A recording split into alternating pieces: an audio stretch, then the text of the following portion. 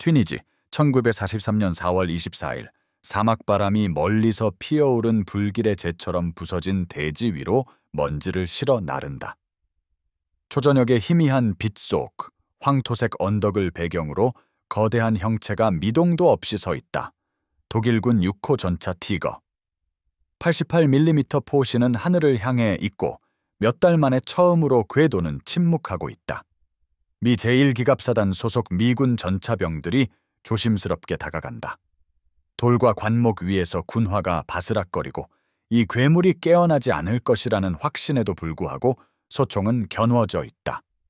사막 노란색으로 칠해진 전차의 강철 차체는 포탄의 위장이 벗겨져 붉은 산화물 프라이머가 비쳐 보이는 부분에서 북아프리카 태양으로부터 흡수한 열기를 뿜어낸다. 한 병사가 장갑에 손바닥을 대고 온기를 느낀다. 역사의 무게를 느낀다. 다른 한 명은 천천히 차량 주위를 돌며 로드 휠 한쪽에 8개를 세어본다. 56톤의 금속 덩어리를 지중해를 가로질러 이 버려진 황야까지 가져온 공학 기술을 이해하려 애쓰는 그의 머릿속은 복잡하다. 티거에서는 디젤 연료와 총기 기름 냄새, 그리고 무언가 다른 냄새가 난다. 미군 병사들이 정확히 규정할 수 없는 어떤 것, 이제 사막 공기 속으로 증발해버린 독일의 야망의 특유한 향기. 버려진 전차 안에서 그들은 지도와 개인 소지품, 그리고 텅 빈 수통을 발견한다. 그러나 그들의 시선을 사로잡고 오하이오 출신의 로버트 미첼 하사가 멈춰서서 응시하다가 결국 웃음, 유머 없는 소리를 터뜨리게 한 것은 연료 게이지였다. 텅 비어 있었다. 완전히 비어 있었다. 그 옆으로는 전차 내부 벽에 깔끔한 독일어 필기체로 스텐실되어 있었다. 곧 미국 정보 보고서에 복사될 기술 사양이었다. 연료 용량 541리터, 주행 거리 195km.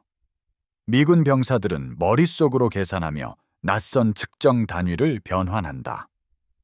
그 20마일, 프랑스의 숲에서 아프리카의 사막까지 연합군 전차병들을 괴롭혔던 이 기계적 경이로움, 전장의 공포는 뉴욕에서 필라델피아까지의 거리 정도를 주행한 후 연료를 보충해야 했던 것이다. 미첼은 보급로를 따라 300야드 뒤에 주차된 자신의 셔먼 전차를 떠올린다. 그는 셔먼의 후방에 묶인 제리캔들, 충실한 개처럼 미군 부대 뒤를 따르는 유조차들, 롬멜이 통곡할 만한 양으로 대서양을 건너오는 휘발유를 생각한다. 독일군 승무원들이 131번 전차로 명명한 이 티거의 발견은 전술적 정보 수집 이상의 의미를 지니게 될 터였다. 그날 저녁 전차를 살펴보던 병사들은 아직 알 수 없었지만 그것은 상징이 될 것이었다. 그들은 이 특정 차량이 영국으로 보내져 연구되고 해부되어 그 모든 약점이 기록되고 이용될 것이라는 것을 알지 못했다. 그들은 이 회수가 전쟁의 남은 기간 동안 연합군의 전차 전술을 바꿀 것이라는 것을 알지 못했다. 그들이 즉각적이고 본능적으로 이해한 것은 더 단순하고 심오한 것이었다. 독일군은 거의 움직일 수 없는 걸작을 만들었던 것이다. 티거 아이은 1943년 독일 기갑교리의 정점을 보여주었다. 작전 범위라는 평범한 문제를 포함하여 다른 모든 고려 사항보다 화력과 방호력을 우선시하는 철학이었다. 헨셀사가 1942년 8월 최초 생산 모델을 인도했을 때 독일군 지휘관들은 유럽과 북아프리카 전장에서 독일의 우위를 회복시킬 무기를 받고 있다고 믿었다. 항공기와 전차 모두에게 치명적인 위력을 발휘한 것으로 입증된 전설적인 대공포에서 개조된 티거의 88mm KW-36 주포는 2000m를 넘는 거리에서도 연합군 전차의 전면 장갑을 관통할 수 있었다. 차체 전면 100mm, 포탑 전면 110mm. 두께의 자체 장갑은 전투거리에서 대부분의 연합군 대전차 무기에 사실상 면역력을 갖게 했다. 몇 달 동안 판터 III과 IV 전차에서 끊임없이 자신들의 취약성을 의식했던 독일 승무원들은 티거에 올라탄 후 러시아 침공 이후 처음으로 안전하다고 느꼈다. 그러나 안전은 킬로미터당 리터로 측정되는 대가를 치러야 했다. 650마력을 생산하는 12기통 거대 엔진인 티거의 마이바흐 HL230P45 엔진은 첫 티거가 생산 라인에서 굴러 나오기도 전에 독일군 보급 장교들이 경악할 만한 연료 소비율을 보였다. 1942년 개발 시험 중 시험 운전자들은 지형에 따라 크게 달라지는 연료 소비율을 보고했다. 이상적인 조건의 포장 도로에서는 100km당 850리터였지만 험난한 지형을 횡단하거나 전투 기동을 할 때는 100km당 1700리터까지 치솟았다. 공학적 정밀함의 대가인 독일인들은 자신들의 생명줄을 집어삼키는 무기를 만들어낸 것이었다. 최초의 티거 전차를 조종했던 독일 국방군 젊은 전차병들은 자신들이 엘리트 형제단에 합류했다고 믿었다. 티거 전차 중대에 배정받는 것은 명예를 가져다 주었다. 이들은 최고의 승무원들이자 생존자들이었으며 러시아와 아프리카의 고된 전역에서 자신을 증명한 자들이었다. 1942년 12월 파더보른 근처 훈련시설에서 하인리히 슐체 상사가 처음으로 자신의 티거 전차에 올라탔을 때 그는 함부르크에 있는 여동생에게 이 경험을 묘사하는 편지를 썼다. 움직이는 요새의 지휘를 맡은 것 같습니다. 영국 전차들은 이것에 비하면 장난감입니다. 러시아의 T-34는 사격 연습 대상일 뿐입니다. 우리는 깨지지 않는 장갑 뒤에서 이 전쟁을 끝낼 것입니다. 18개월 후 노르망디에서 사망한 뒤 그의 유품에서 발견된 슐체의 편지는 티거가 승무원들에게 불어넣었던 도취적인 자신감을 생생하게 보여준다. 그들은 자신들이 더 이상 존재하지 않는 전쟁을 위해 설계된 무기를 받고 있다는 것을 이해하지 못했다.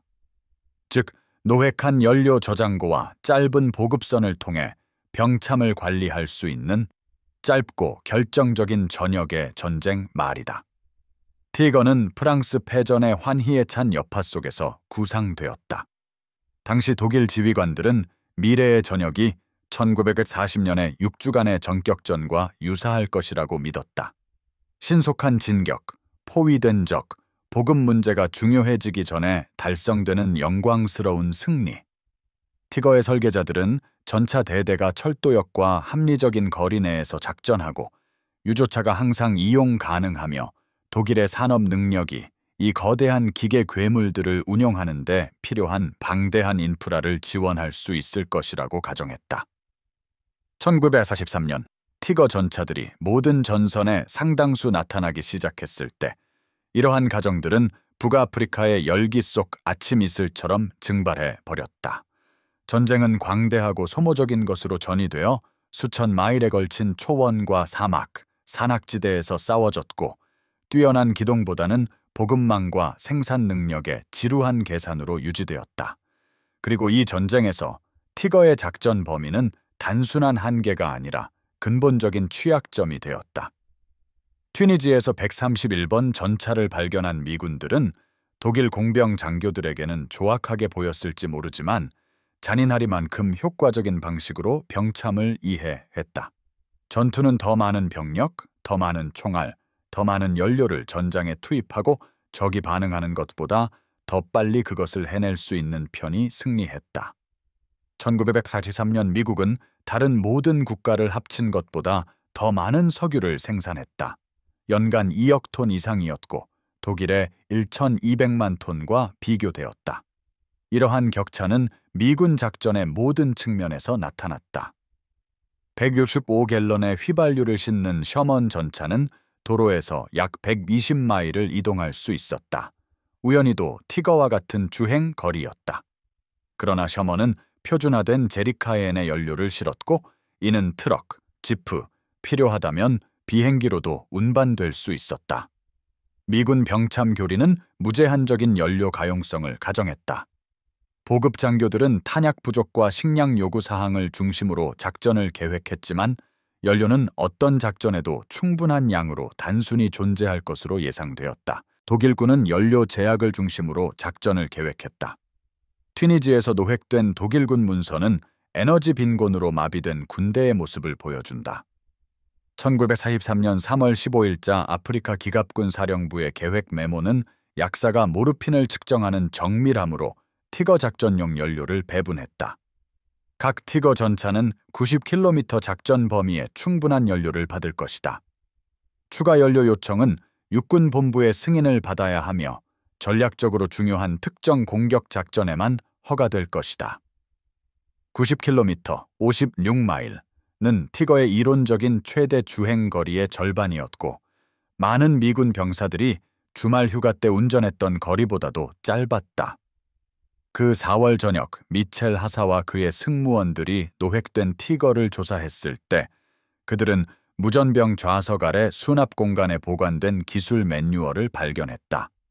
가장자리가 부스러지는 저렴한 전시용 종이에 인쇄된 그 매뉴얼에는 다양한 조건에서의 연료 소비량을 계산한 표가 들어 있었다. 대부분 고등학교 이상 교육을 받지 못한 미군 병사들은 독일어 텍스트에 애를 먹었지만 숫자는 이해했다. 전투 상황에서 험난한 지형을 기동하며 적군과 교전할 때 티거는 평소보다 거의 2배의 속도로 연료를 소비했다. 매뉴얼은 티거 전차장들에게 예상치 못한 적과의 접촉 시 전술적 유연성을 확보하기 위해 최소 200리터의 연료를 비축하도록 권고했다. 200리터는 겨우 40km의 전투작전에 충분한 양이었다. 미군 병사들은 연료 게이지를 계속 확인하며 전투를 벌이는 것을 상상하려 애썼고 공격적인 기동이 곧 걸어서 돌아가야 한다는 것을 아는 심리적 부담을 상상하려 애썼다. 독일과 미국의 기갑전 접근 방식의 대조는 이러한 연료 계산에서 명확해졌다. 미군 전차 교리는 기동성과 물량을 강조했다. 동시에 모든 곳에 있을 수 있는 수천 대의 적절한 전차를 생산하는 것. 셔먼은 30톤으로 티거 질량의 절반이었다. 셔먼의 75mm 주포는 티거의 전면 장갑을 관통할 수 없었고 티거는 미군 전차가 효과적으로 대응할 수 없는 거리에서 셔먼을 파괴할 수 있었다. 1943년과 1944년에 셔먼 전차와 맞닥뜨린 독일 승무원들은 종종 그 교전을 살인이라고 묘사했다. 미군 전차들이 용감하고 필사적으로 진격하는 동안 티거는 무적의 위치에서 그들을 체계적으로 파괴했다. 그러나 미군은 계속해서 밀려왔다. 티거 한 대당 셔먼 5대, 10대, 20대가 있었다. 그리고 모든 셔먼 전차는 연료통에 연료가 가득했다. 티거 승무원들에게 연료 부족이 미치는 심리적 영향은 증상이 나타나기 전에 몸을 약화시키는 질병처럼 점진적이고 은밀하게 진행되었다. 1943년 1월 카를 브롬만 중위가 동부전선의 오보크 3 중전차대대 소속으로 자신의 티거를 지휘하게 되었을 때 그는 자신이 무적의 무기를 지휘하고 있다고 믿었다. 로스토프 근처에서 벌어진 그의 첫 전투, 소련군의 기갑 돌격은 이 믿음을 확고히 해주었다. 그의 티거는 소련군 포탄이 관통할 수 없는 매복 진지에서 사격하여 12분 만에 T-34 7대를 파괴했다. 그날 저녁 브롬만의 승무원들은 슈넵스를 마시며 승리를 축하하고 독일의 우월성에 대한 노래를 불렀다. 그러나 전쟁 후 뮌헨의 그의 미망인에게서 회수된 브롬만의 일기는 더욱 어두운 변화를 보여준다. 3월 무렵 그의 기록들은 강박적으로 연료에 초점을 맞췄다. 오늘 400리터를 받았다. 600리터를 요청했다. 작전 장교는 우리가 절약해야 한다고 말한다. 티거를 가지고 어떻게 절약한단 말인가? 6월 무렵 연료 상황 위급. 보급을 기다리며 3일 동안 정지 상태. 소련군이 우리 위치를 우회하고 있다. 우리는 궤도 달린 토치카일 뿐 움직여서 사격할 수 없다. 전투에 도달할 수 없다면 무적의 의미가 무엇인가? 독일군은 티거 전차의 끝없는 연료 소모 문제에 대해 여러 가지 해결책을 시도했습니다. 공병대대는 일부 티거 전차에 외장형 연료 드럼통을 부착하여 200리터의 용량을 추가했지만 이미 거대한 이 전차를 더욱 눈에 띄게 하고 측면 공격에 취약하게 만드는 대가를 치러야 했습니다. 다른 부대들은 연료 트레일러를 견인하는 실험도 했으나 폭격에 맞아 여러 트레일러가 폭발하면서 이 방식은 포기되었습니다. 가장 흔한 적응 방식은 단순히 전술적인 것이었습니다. 티거 전차는 가능한 한 최전선 가까이 철도로 수송된 다음 뛰어난 화력과 장갑으로 크게 움직이지 않고도 전장을 압도할 수 있는 방어진지에 배치되었습니다. 티거 전차는 공격 무기에서 정적인 요새로 진화했으며 그 목적은 한계에 의해 재정이 되었습니다. 1943년 말과 1944년 내내 포로로 잡힌 티거 전차 승무원들을 신문했던 미군 정보 장교들은 그들의 진술에서 반복되는 주제, 즉 환멸을 발견했습니다.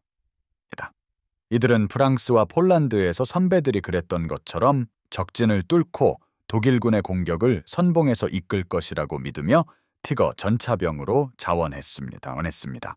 하지만 그들은 대신 연료를 배급받으며 더 나은 사격 위치를 위한 기동과 가능한 퇴각을 위한 연료 비축 사이에서 선택해야 했고 자신들의 부대로 향하던 연료 트럭이 다른 부대로 전용되는 것을 지켜봐야 했습니다. 1944년 5월 안치오 근처에서 포로로 잡힌 하사 프리츠 랑간케는 신문관에게 이렇게 말했습니다. 티거는 지금까지 만들어진 최고의 전차입니다. 하지만 쓸모가 없습니다. 도달할 수 없는 전투에서는 이길 수 없습니다. 우리는 사격 재원을 계산하는 것보다 연료 소모량을 계산하는 데 더 많은 시간을 보냈습니다.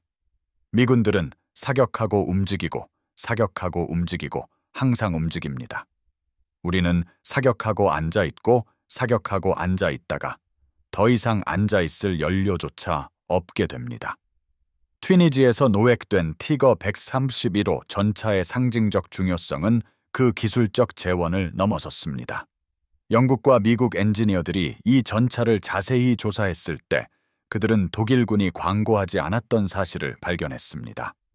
티거 전차의 연료 소모 문제는 단순한 운용상의 불편함이 아니라 근본적인 설계 결함이었던 것입니다. 막대한 중량과 출력을 감당하도록 설계된 정교한 전차의 변속기는 시간이 지남에 따라 악화되는 만성적인 신뢰성 문제에 시달렸습니다. 특히 전투 상황에서의 변속은 기술과 섬세함이 요구되었으며 거친 조작은 기어를 마모시켜 전차를 움직일 수 없게 만들 수 있었습니다. 개별 궤도에 제어된 제동을 사용하여 방향을 바꾸는 조향 시스템은 회전할 때마다 추가적인 동력, 즉 연료를 소모했습니다. 티거 전차는 단순히 연료를 많이 먹는 것이 아니었습니다. 다른 특성을 우선시한 설계 선택으로 인해 에너지를 낭비하는 기계적으로 낭비벽이 심한 전차였습니다. 미국 엔지니어들은 이러한 발견으로부터 배웠습니다. 셔먼 전차의 설계 철학인 단순성, 신뢰성, 유지보수의 용이성은 셔먼이 티거와 맞설 때의 불리한 전투 교환비만 보았던 탁상공론식 전략가들에게 조롱받았습니다. 하지만 병참의 관점에서 살펴보면 셔먼은 그 천재성을 드러냈습니다. 셔먼 전차의 변속기는 숙련도가 보통인 승무원도 야전 정비소에서 몇 시간 안에 교체할 수 있었습니다. 상업용 항공기 설계에서 파생된 엔진은 신뢰할 수 있었고 잘 이해되었습니다. 가장 중요하게도 셔먼은 휘발유를 사용했는데 미국은 이를 사실상 무제한으로 생산했으며 독일 전차가 필요로 하는 디젤 연료보다 보관하고 수송하기가 더 쉬웠습니다. 셔먼은 개별적인 결투 무기가 아니라 시스템의 일부로 설계되었습니다. 연료가 항상 가용하고 손상된 전차는 회수되어 수리되며 손실은 신규 생산으로 대체될 것이라고 전제하는 시스템 말입니다. 티거는 개별 공학의 걸작으로 설계되었습니다. 셔먼은 전쟁을 위해 설계되었습니다. 그 자체로 연료 제리카에는 연합군의 승리에 어떤 무기 시스템 못지않게 중요해졌습니다. 독특한 십자형 홈과 안정적인 밀봉을 특징으로 하는 미영 연합군의 표준 허겔레온 연료 컨테이너는 원래 독일 디자인이었으며 북아프리카에서 노획되어 즉시 복제되었습니다. 그러나 연합군은 1945년까지 2천만 개 이상이라는 독일 병참 장교들에게는 환상적으로 보였을 만한 엄청난 수량의 제리카엔을 생산했습니다. 이러한 흔한 금속 컨테이너들은 미군이 작전하는 모든 곳에 나타났습니다. 도로 옆에 쌓여 있거나 차량에 묶여 있었고 미군 병참의 특징인 무심한 풍요로움으로 전방 부대에 배포되었습니다. 1944년 프랑스를 가로지르던 단 하나의 미군 기갑 사단은 수천 개의 제리캔과 수백 대의 연료 트럭에 분산된 50만 갤런의 휘발유를 운반했을 수도 있습니다. 신을치네요.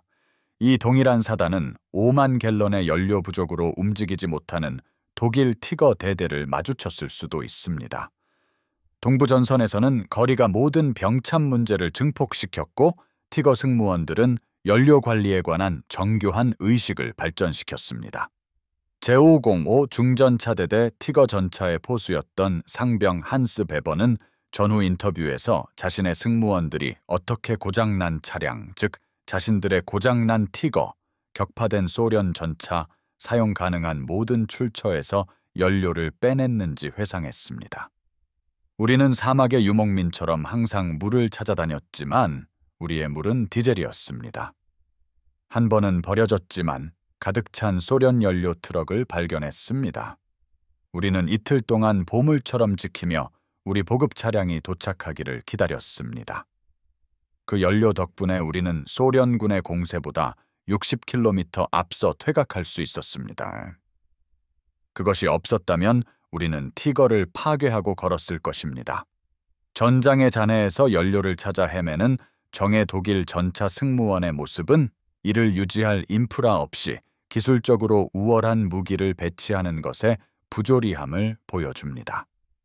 한편 미국인들은 프랑스 전역에 연료 파이프라인을 건설했습니다.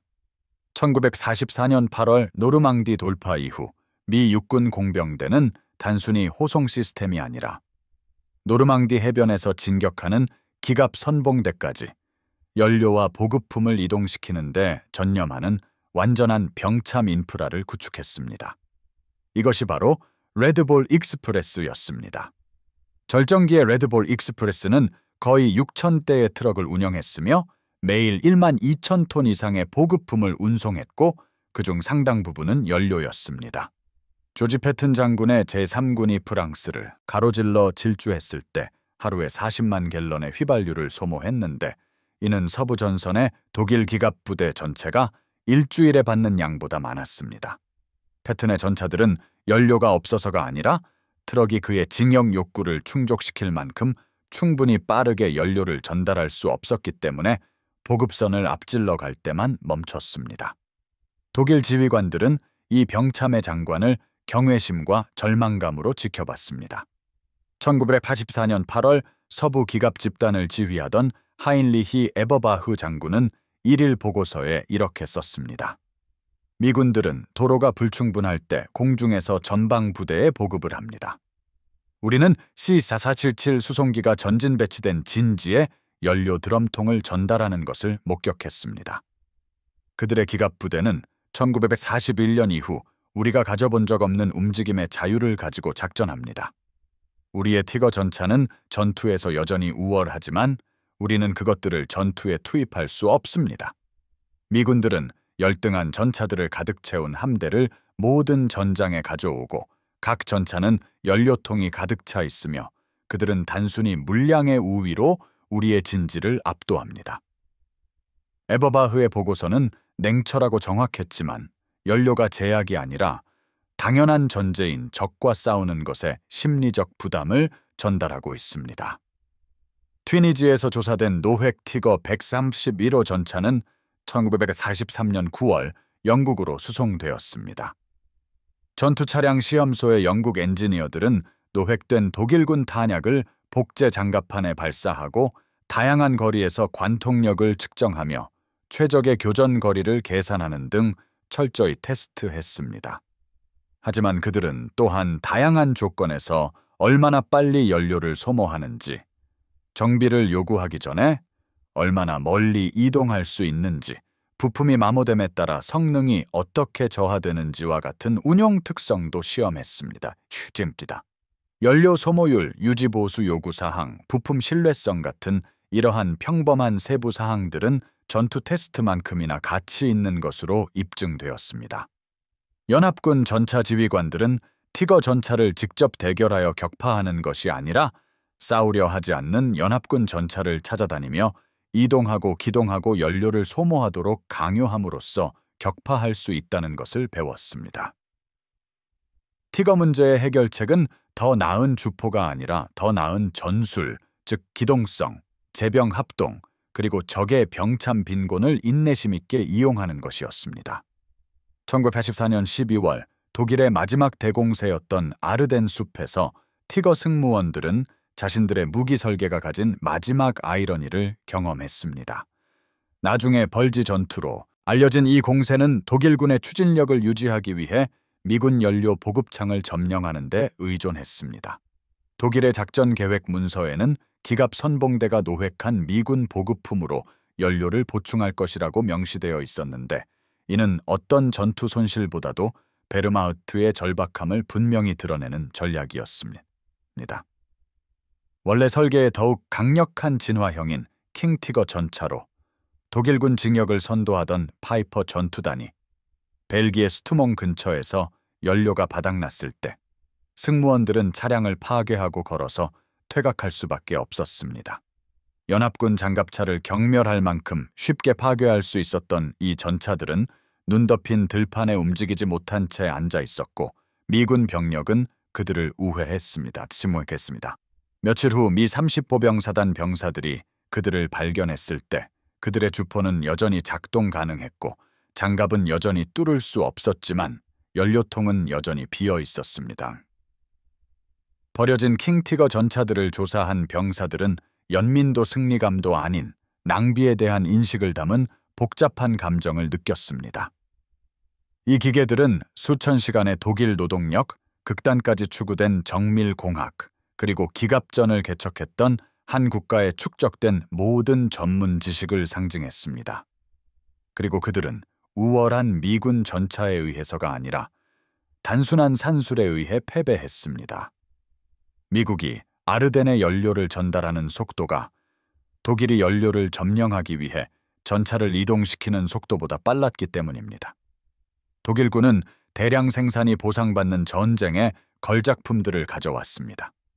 그들은 승리가 병참적 인내력을 입증해야 할 때 기술적 우월성을 과시하기 위한 전차를 설계했던 것입니다. 전쟁 후 역사가들과 엔지니어들이 티거 전차의 유산을 조사했을 때 연료 문제는 그 실패를 이해하는 데 핵심적인 부분이 되었습니다. 티거 전차는 주목할 만한 전투 통계를 달성했습니다. 일부 추정치는 각 티거 전차가 무력화되거나 파괴되기 전에 10대에서 15대의 연합군 전차를 파괴했다라고 하지만 전략적 기동이 불가능할 때는 개별 전투 효율성은 아무런 의미가 없었습니다. 미 육군 병기국의 전후 분석에 따르면 독일은 각 티거 전차를 유지하고 지원하는데 미국이 셔먼 전차 5대를 생산하는 데 쓴 것보다 더 많은 자원을 소모했습니다. 티거는 단순히 연료 효율이 나쁜 것이 아니었습니다. 그것은 시스템적으로 비효율적이었고 특수훈련, 특수예비부품, 특수수송을 필요로 했으며 이 모든 것은 독일의 국내 생산량조차 감당할 수 없는 속도로 연료를 소모하면서 이루어졌습니다. 미국인들은 노획된 티거 전차들을 조사하면서 다른 교훈을 얻었습니다. 그들은 풍부함이 전략이며 현대 산업 전쟁에서 중요했던 유일한 전략일 수도 있다는 것을 배웠습니다. 모든 전투적 한계를 가졌던 셔먼 전차는 이 원칙을 구현했습니다. 충분히 좋았고 압도적인 수로 가용했으며 연료를 본질적으로 무한한 것으로 취급하는 보급 시스템의 지원을 받았습니다.